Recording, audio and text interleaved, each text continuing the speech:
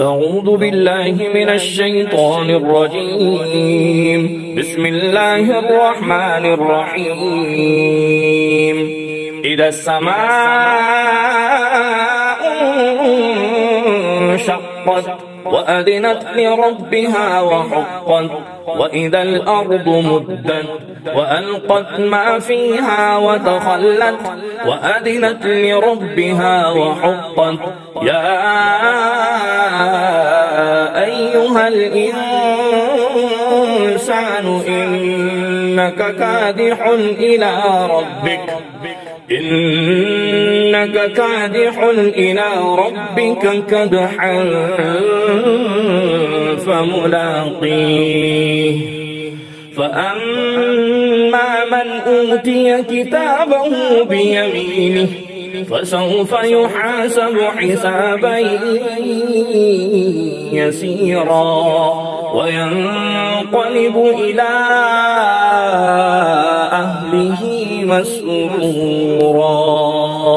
وأما من أوتي كتابه وراء ظهره فسوف يدعو ثبورا ويصلى سعيرا إنه كان في أهله مسرورا إنه ظن أن لن يحور بلى إن ربه كان به بصيرا فلا أقسم بالشفق والليل وما وسق والقمر إذا اتسق لتركبن طبقا عن طبق فما لهم لا يؤمنون وإذا قرئ عليهم القرآن لا يسجدون بل الذين كفروا يكذبون والله أعلم بما يوعون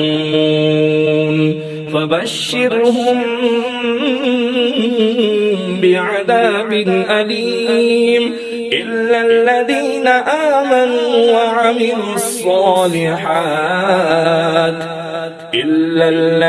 آمنوا وعملوا الصالحات لهم أجر غير ممنون صدق الله العظيم.